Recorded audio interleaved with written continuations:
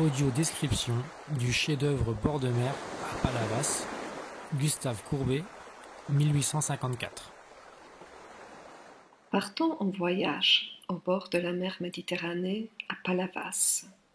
C'est ici, il y a plus de 150 ans, que le peintre français Gustave Courbet a trouvé l'inspiration pour son fameux tableau intitulé « Le bord de mer à Palavas ». C'est au cours de son premier voyage en Languedoc, de mai à septembre 1854, que ce peintre natif de Franche-Comté, fasciné par la beauté de la nature, décide d'éterniser les couleurs de la plage et de la mer Méditerranée. Le littoral encore vierge à cette époque-là, sans habitation, plonge le spectateur dans l'immensité.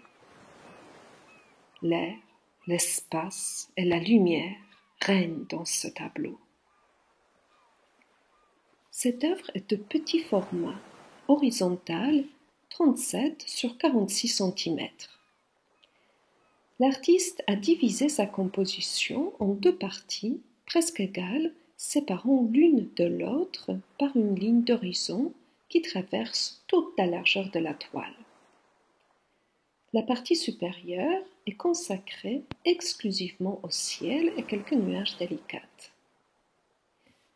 La partie inférieure, quant à elle, est divisée encore en deux parties, une pour représenter la mer, parsemée de quelques vagues, et l'autre pour la plage sur laquelle se trouve une silhouette d'un homme sur un rocher.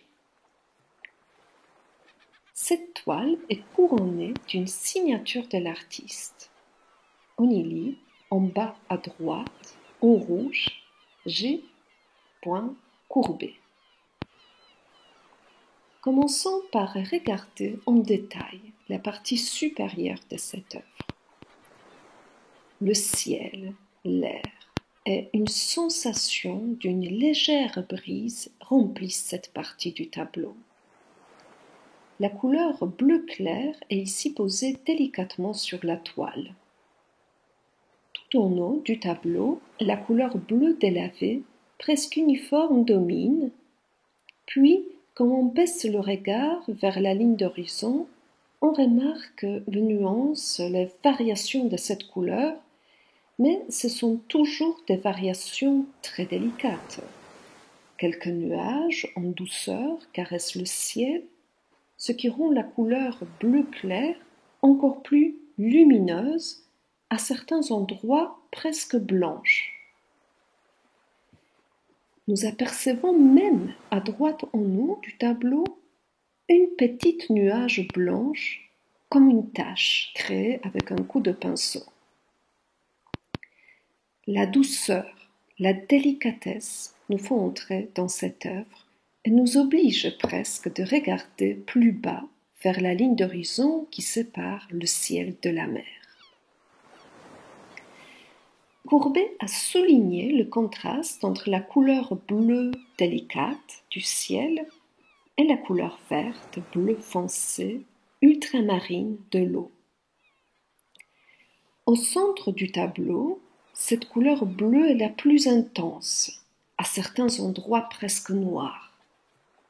Elle traverse toute la largeur du tableau. En se dirigeant vers le bas de la toile, cette couleur bleue soutenue de la mer devient de plus en plus claire et les petites vagues apparaissent. Sur les crêtes de certaines vagues, l'écume blanche apparaît, caressant la plage qui occupe le premier plan, alors la partie inférieure du tableau. Le sable est très clair, presque doré, éclairé par le soleil. Par endroits, cette couleur devient plus intense, elle devient chaude. C'est une couleur d'ocre rose, jaune, avec quelques touches de vert foncé.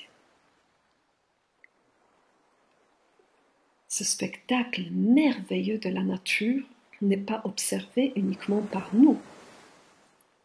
Au premier plan, à gauche du tableau, le peintre a représenté une silhouette d'un homme se tenant debout sur un rocher sombre, marron foncé, presque noir. Nous ne voyons pas cette figure en détail.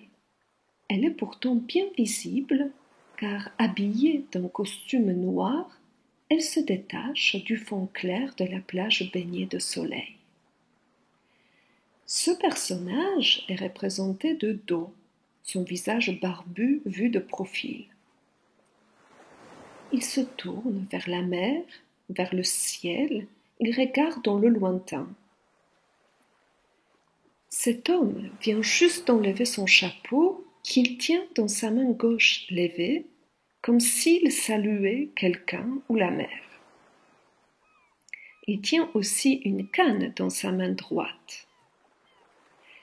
Cette silhouette est petite, elle ne domine pas le paysage. C'est bien au contraire, le paysage qui la domine, elle. De qui s'agit-il? Est-ce l'artiste, Gustave Courbet, qui s'est représenté lui-même, fasciné par ce premier voyage dans le sud? Est-ce son ami et mécène, le Montpelliérain Alfred Bruyas, qui l'a invité à venir à Montpellier et grâce à qui il a découvert ce magnifique paysage? L'énigme persiste. Le sentiment qui se dégage de ce tableau est romantique, une petite figure isolée qui se laisse submerger par les forces de la nature. Par contre, la technique utilisée par Courbet, la matérialité de l'œuvre est propre à lui. L'artiste n'utilise pas uniquement des pinceaux pour créer ce chef-d'œuvre, mais aussi le couteau avec lequel il étale la peinture sur la toile. En s'approchant du tableau, nous remarquons sa matière épaisse. Gustave Courbet, aussi par cette technique, a fasciné et inspiré des artistes du XXe siècle, notamment Nicolas de Staël, qui voyait en lui le précurseur du paysage moderne.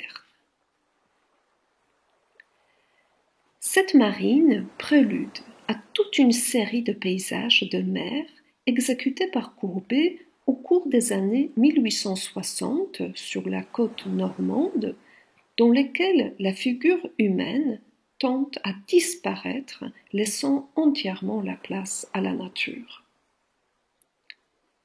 Restons encore un moment bercés par cette ambiance de bord de mer.